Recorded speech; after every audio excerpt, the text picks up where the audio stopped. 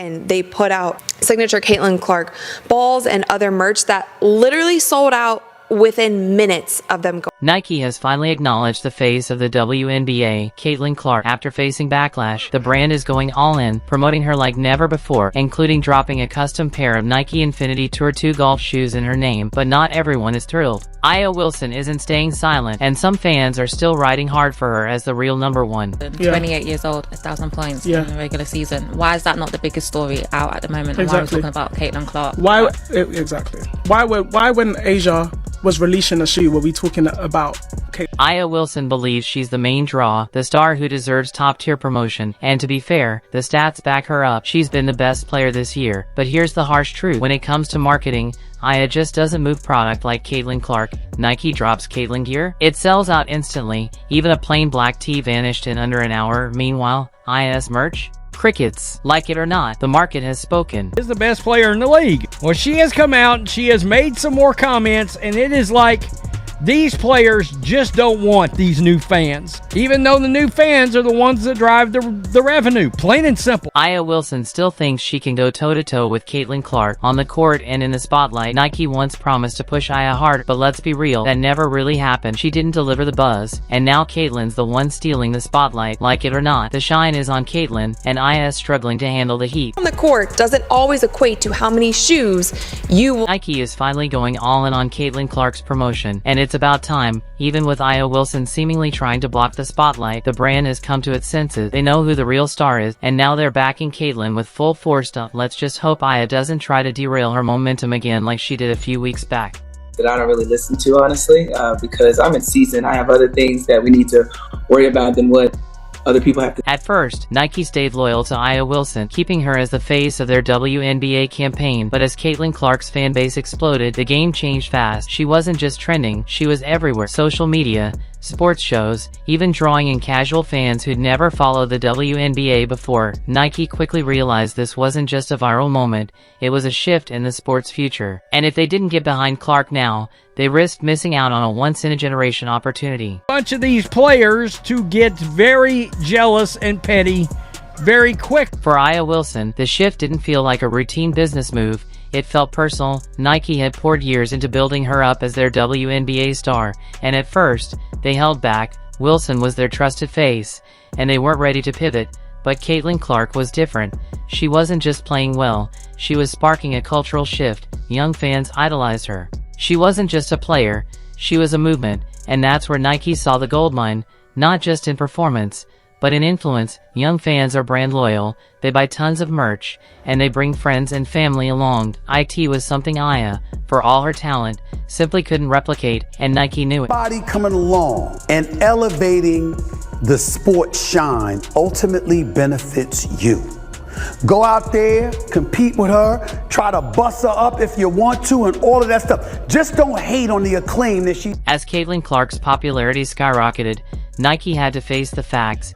She was becoming one of the most marketable athletes in all of women's sports. Her talent on the court was undeniable, but it wasn't just her game that drew people in. Clark had something more, a magnetic appeal that reached beyond basketball. Nike realized she wasn't just attracting WNBA fans, she was making waves in pop culture, trending on social media, and grabbing attention from people who didn't even follow the sport. That kind of crossover appeal is rare and priceless. Jersey sales numbers, we didn't actually see the actual numbers, but we saw the top jersey sales in the WNBA this season.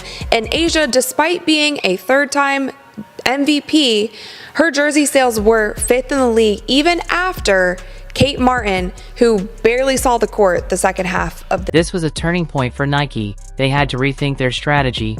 Caitlin Clark wasn't just another talented player. She was bringing in new fans, fresh demographics, and an energy that was impossible to ignore. When Nike spots that kind of rising star, they know it's time to act.so.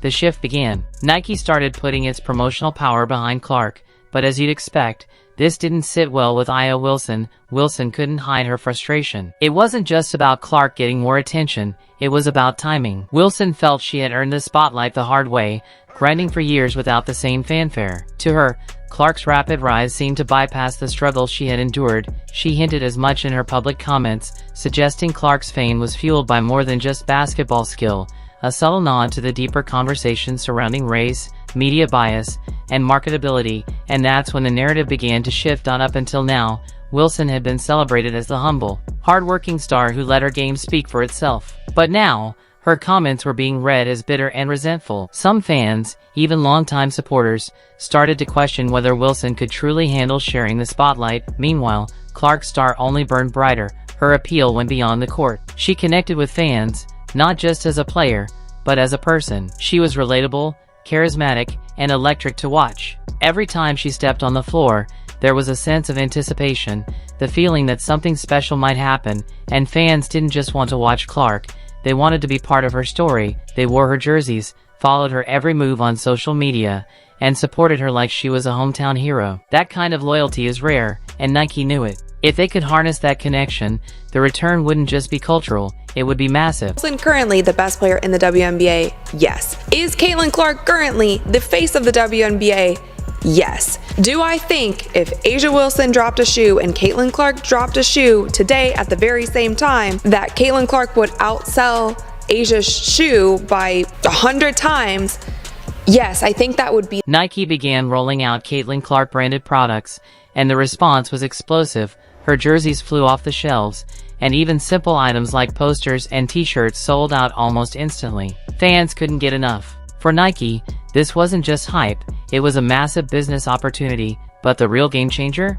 The anticipation surrounding Clark's custom signature shoe. From the moment Nike hinted they were working on it, the buzz went through the roof. Everyone knew, the moment that shoe dropped, it would be gone in minutes. Clark's fanbase was deeply loyal, highly engaged, and ready to support her at any cost. For A'ja Wilson, the comparison was tough to ignore. When Nike released Wilson's signature shoe, the reaction was far more muted. While she had dedicated supporters, the numbers didn't match up. Her merchandise sold steadily, but not at the fever pitch Clark's did, and that's where the shift began. Nike wasn't making a personal statement, it was a business decision. Clark's audience was bigger, louder, and more willing to spend. In the eyes of a global brand, that kind of market power speaks louder than anything else. Being petty.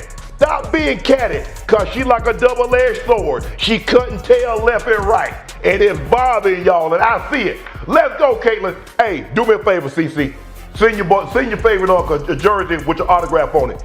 This level of commercial success is every brand's dream, and it's exactly why Nike could no longer ignore Caitlin Clark. They knew that investing more heavily in her would drive bigger sales, more media buzz, and unmatched brand visibility. Ultimately, that's what tipped the scales. For A'ja Wilson, it was a tough reality that no matter how much she accomplished on the court, her merchandise numbers simply didn't stack up to Clark's. And in the world of sports marketing, performance matters, but sales matter more. Nike's decision to shift their focus from Wilson to Clark wasn't impulsive, it was the result of deep analysis and strategic planning. This is Nike, one of the most calculated and powerful brands in global sports. They had supported Wilson for years, building a strong and loyal relationship. But when Clark's rise became undeniable, they saw a golden opportunity, one they couldn't afford to miss. Even as players like Angel Reese publicly backed A'ja, the market made its voice clear. Caitlin Clark was the main star, and in Nike's world, that meant Wilson had to step aside,